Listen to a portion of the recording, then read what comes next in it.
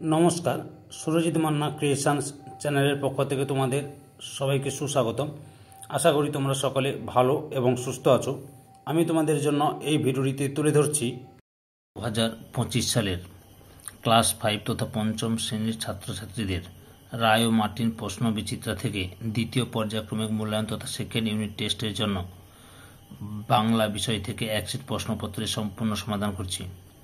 তোমরা আমার এই চ্যানেলের মাধ্যমে ক্লাস 5-এর রায় ও মার্টিন প্রশ্ন বিচিত্রা থেকে দ্বিতীয় পর্যায়ক্রমিক তথা সেকেন্ড ইউনিট টেস্টের জন্য বাংলা এবং পরিবেশবিদ্যা অর্থাৎ আমাদের পরিবেশ এই দুটি বিষয়ের সমাধান পাবে। তার আগে তোমাদের কাছে অনুরোধ, তোমরা ভিডিওটি না টেনে পুরোটা দেখবে। ভিডিওটি ভালো লাগলে লাইক দাও, কমেন্ট করো এবং শেয়ার দাও, এবং চ্যানেলে নতুন হলে চ্যানেলটিকে সাবস্ক্রাইব করে চ্যানেলের সঙ্গে যুক্ত হয়ে যাও। আলোচনা শুরু করছি। 1 নম্বর সেট, সাঁতরাগাছি কেদারনাথ ইনস্টিটিউশন। এই প্রশ্নপত্রটি সলভ করছি। 1-এর দাগে নিচের প্রশ্নগুলির যথাযথ উত্তর দাও। প্রথমে রয়েছে 1.1-এ বৃষ্টি কেমন করে আসে তা নিয়ে গল্পটি কাদের মধ্যে প্রচলিত আছে? লেপচাদের মধ্যে। 1.2-এ দ্বিতীয়বারের চাষের সময় কুমির কি নিতে চেয়েছিল? ধান গাছের গোড়া।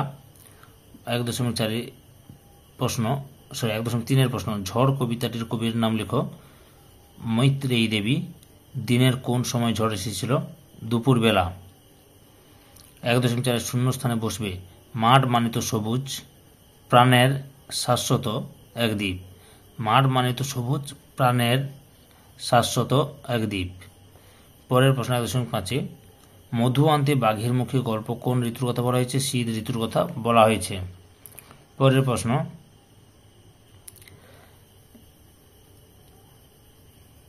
রবীন্দ্রনাথ ঠাকুর কত সালে নোবেল পুরস্কার পান? 1913 সালে। পরের প্রশ্ন, ফণিমনসা ও বনের পরী পাঠে ফণিমনসা কেমন পাতা চেয়েছিল? কাঁটা ভরা ছোঁচালো। পরের প্রশ্ন, ঘর বাড়ি এটি কি ধরনের বচন? বহু বচন। 1.9 লিঙ্গ পরিবর্তন করো। 1.9.1-এ ঠাকুর থেকে হবে ঠাকুরানী, বেনে থেকে হবে বেনে বউ। তারপরে রয়েছে 1.9 লিঙ্গ পরিবর্তন করো, হয়ে গেল। 1.10-এ বচন পরিবর্তন করে বাক্যটি পুনরায় লেখো। গরুটি মাঠে ঘাস খাচ্ছে, গরুটির বদলে গরুগুলি মাঠে ঘাস খাচ্ছে। এরপরে 2-এর দাগে লক্ষ্য করো, এই যে গরুগুলি মাঠে ঘাস খাচ্ছে। এরপরে 2.1-এ রাজ্যে অভাব ও কষ্টের কারণ কী ছিল বলে ব্যঙ্গের মনে হলো? আমি বলে দিচ্ছি, তোমরা ঠিকঠাক লিখে নেবে। ওকে, এই যে ভগবানের প্রাসাদে পৌঁছে ব্যাঙ দেখল যে সেখানে সবাই নানান ভোজ ও আনন্দ উৎসবে ব্যস্ত, তাদের স্ত্রী ও মন্ত্রীরা মহানন্দ করছে। এই সমস্ত কারণে ব্যাঙের মনে হয়েছে তাদের রাজ্যে এবং অভাব অনটন দেখা দিয়েছে এই সমস্ত কারণে। 2.2-এ আরজান বিশ্বাস করতে চায় না, সে কি বিশ্বাস করতে চায় না? উত্তরটি লক্ষ্য করো। ট্যাকের দিকে সামনেই একটা গরান গাছ, তার ওপাশে হেঁদু বনের ঝোপ। গরান গাছে মধুর চাক দেখে ধনাই যখন বলল চাক পেয়েছি, আবার কিছুক্ষণ পরে বলে উঠল এতে মধু নেই। তার এই মন্তব্য আরজান বিশ্বাস করতে চায় না যে এতে মধু নেই। 2.3-এ বৃষ্টি পড়ে টাপুর টুপুর কবিতায় কবির কোন কোন গল্প মনে পড়ে? এই যে সুয়োরানী, দুয়োরানীর কথা, অভিমানী কঙ্কাবতীর ব্যথা, এই সমস্ত গল্পের কথা মনে পড়ে।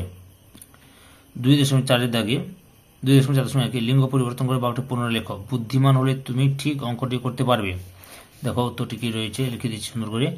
বুদ্ধিমতী হলে তুমি ঠিক অঙ্কটি করতে পারবে। তারপরে রয়েছে 2.4.2-এ শুদ্ধ করে বাক্যটি পুনরায় লেখো। চাঁদেরা আকাশে ঝলমল করছে। এখানে চাঁদেরা হবে না, চাঁদ হবে, যেহেতু একটি চাঁদ আকাশে ঝলমল করছে। কি লিখবে? চাঁদ আকাশে ঝলমল করছে। 3-এর দাগে নিচের প্রশ্নগুলির উত্তর নিজের ভাষায় লেখো। 3.1-এ ফণিমনসার কিভাবে সুবুদ্ধি হয়েছিল লেখো। লক্ষ্য করে এখান থেকে লিখবে, বনের ফণিমনসা গাছটি দেখে বনের অন্যান্য গাছেরা কি সুন্দর সবুজ নরম পাতা আছে, কিন্তু তার কেবল বিচ্ছিরি ছুঁচালো কাটা ভরা পাতা আছে, তাই সে খুব দুঃখিত হয়। বনের পরীর আশীর্বাদে প্রথমে তার সোনার পাতা হয়ে যায়, কিন্তু ডাকাত দল এসে সেই পাতা লুট করে নিয়ে চলে যায়। দ্বিতীয়বার তার কাচের পাতা হলেও প্রবল ঝড়ে তা ভেঙে গুঁড়ো গুঁড়ো হয়ে যায়। তৃতীয়বার তার পালং শাকের মতো কচি নরম সবুজ পাতা হলে তা ছাগলে এসে খেয়ে নেয়। এরপর তার শিক্ষা হয় যে নিজের যা কিছু রয়েছে তাতেই প্রত্যেকের সন্তুষ্ট থাকা উচিত। 3.2 থেকে মায়াতরু কবিতায় গাছটিকে মায়াতরু বলা হয়েছে কেন? এখান থেকে লিখবে, কবি একটি নির্দিষ্ট গাছকে দিনের বিভিন্ন সময়ে বিভিন্ন রূপে দেখেন। গাছটি কখনো ভূত, কখনো রাগে ঘাড় ফোলা ভালুক, কখনো হীরের মাছের তৈরি মুকুট, আবার কখনো রূপলি ঝালর বলে কবির মনে হয়। তাই কবিতায় গাছটিকে মায়াতরু বলা হয়েছে। সম্পূর্ণ ভিডিওটি দেখে আমার চ্যানেলে পাশে থাকার জন্য তোমাদের সবাইকে অসংখ্য অসংখ্য ধন্যবাদ।